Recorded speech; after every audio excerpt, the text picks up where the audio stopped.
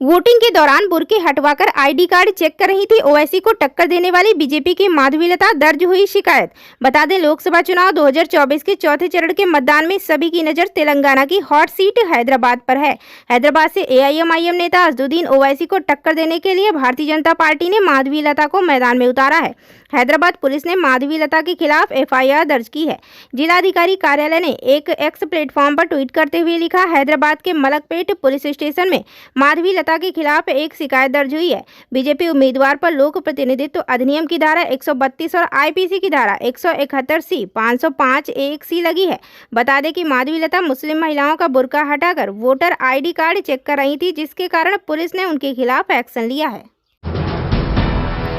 पाकिस्तान को बड़ा झटका, भारत और ईरान के बीच चाबहार पोर्ट को लेकर हुआ करार। बता दें, भारत और ईरान ने सोमवार को ईरान के चाबहार में शाहिद बेहिश्ती पोर्ट टर्मिनल के संचालन के लिए एक दीर्घकालीन समझौते पर हस्ताक्षर किए हैं। केंद्रीय बंदरगाह, जहाजरानी और जलमार्ग मंत्री सर्बानंद सोनोवाल की उपस्थिति में इंडिया पोर्ट्स ग्लोबल लिमिटेड और ईरान के बंदरगाह व समुद्री संगठन द्वारा अनुबंध पर करार किए गए। यह पहली बार है जब भारत की किसी विदेशी बंदरगाह का प्रबंधन अपने हाथ में लेगा। इस अवसर पर बोलते हुए सोनोवाल ने कहा, इस अनुबंध पर हस्ताक्षर के साथ हमने चाबहार में भारत की दीर्घकालिक भागीदारी की नींव रखी है। बुलडोजर का विरोध करता रहूंगा, ब्रजभूषण शरण सिंह ने दिखाए बागी तेवर। बता दें, उत्तर प्रदेश लोकसभा चुनाव में जिस एक सीट की सबसे अधिक चर्चा है वह कैसरगंज की सीट है। इसकी वजह यहां के सांसद ब्रजभूषण शरण सिंह और उन पर महिला पहलवानों की ओर से लगाए गए यौन उत्पीड़न के आरोप थे। सिंह का टिकट कट गया, लेकिन उनके बेटे चुनावी मैदान में हैं। ब्रजभूषण शरण सिंह ने अपने बयानों को लेकर अक्सर सुर्खियों में रहते हैं। गोंडा की एक जनसभा में भाजपा सांसद का बागी तेवर देखने को मिला, जो अब चर्चा में है। प्रधानमंत्री नरेंद्र मोदी आज वाराणसी पहुंच रहे हैं। पीएम तीसरी बार चुनाव मैदान में हैं। सोमवार को वाराणसी में 6 किलोमीटर लंबा रोड शो करेंगे और कल नामांकन दाखिल करेंगे। 14 मई को वाराणसी से नामांकन पत्र दाखिल करने से पहले पीएम मोदी के चुनाव अभियान के तहत दशाश्वमेध घाट पर हर शाम 15 मिनट के लाइट एंड साउंड शो के लिए 1000 ड्रोन तैनात किए गए हैं। यह शो गुरुवार शाम को शुरू हुआ है। ड्रोन रात के आकाश में अलग अलग पैटर्न में बुनते दिखेंगे। भाजपा ने मोदी को वाराणसी संसदीय क्षेत्र से तीसरी बार उम्मीदवार बनाया है।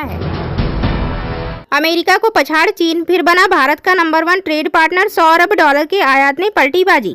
जी हां, बता दें, भारत और चीन के बीच भले ही सीमा विवाद को लेकर रिश्ते तल्ख हैं, लेकिन कारोबार के मामले में तस्वीर कुछ और ही बयां कर रही है। करीब 2 साल बाद चीन फिर से भारत का सबसे बड़ा ट्रेड पार्टनर बन गया है।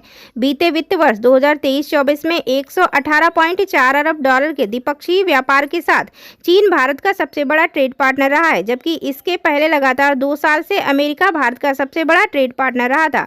आर्थिक शोध संस्थान ग्लोबल ट्रेड रिसर्च इनिशिएटिव की रिपोर्ट में यह बात सामने आई है कि चीन ने भारत का होने वाला आयात $100 अरब से ज्यादा होने की वजह से अमेरिका इस बार पीछे रह गया है। बिहार के पूर्व डिप्टी सीएम सुशील मोदी का निधन, एम्स दिल्ली में ली अंतिम सांस। बता दें, कैंसर से पीड़ित सुशील मोदी का एम्स दिल्ली में डॉक्टर अमलेश सेठ के नेतृत्व में इलाज चल रहा था। लगभग 2.5 दशक से बिहार भाजपा की धुरी रहे बिहार के पूर्व उप मुख्यमंत्री सुशील कुमार मोदी का निधन सोमवार को हो गया। वे कैंसर की बीमारी से जूझ रहे थे। दिल्ली में उपचार के दौरान सोमवार की देर रात उनका निधन हो गया। अपमानित होने के डर से रामलला की प्राण प्रतिष्ठा में नहीं गए, खड़गे ने निमंत्रण के बावजूद अयोध्या न जाने की बताई वजह। बता दें, कांग्रेस के राष्ट्रीय अध्यक्ष मल्लिकार्जुन खड़गे ने सोमवार को झारखंड के चतरा के नेतरहाट में एक रैली को संबोधित किया, जिसमें उन्होंने बताया कि निमंत्रण के बावजूद वह प्राण प्रतिष्ठा में क्यों नहीं गए थे। कांग्रेस के राष्ट्रीय अध्यक्ष मल्लिकार्जुन खड़गे ने सोमवार को लातेहार और हजारीबाग के बरही में चुनावी सभा को संबोधित किया। उन्होंने देश में तानाशाही शासन लागू करने की कोशिश के लिए प्रधानमंत्री नरेंद्र मोदी पर निशाना साधा और बताया कि अपमान के डर से वह अयोध्या में रामलला के प्राण प्रतिष्ठा समारोह में शामिल नहीं हुए। खड़गे ने कहा कि वह दलित समुदाय से हैं, ऐसे में उन्हें अपमानित होने का डर था। यही वजह थी कि वह 22 जनवरी को रामलला के मंदिर में कार्यक्रम में शामिल नहीं हुए थे। 5वीं बार राष्ट्रपति बनते ही पुतिन ने लिया बड़ा फैसला, यूक्रेन से जंग के बीच बदल दिया रक्षा मंत्री। बता दें, 5वीं बार रूस का राष्ट्रपति बनते ही व्लादिमीर पुतिन ने बड़ा फैसला लिया है। रूस यूक्रेन युद्ध के बीच उन्होंने अपने रक्षा मंत्री सर्गेई शोइगु को पद से हटा दिया है। उनकी जगह आंद्रेई बेलेसाउ को देश का नया रक्षा मंत्री नियुक्त किया गया है। बता दें, बेलेसाउ रूस के उप प्रधानमंत्री भी रह चुके हैं। क्रेमलिन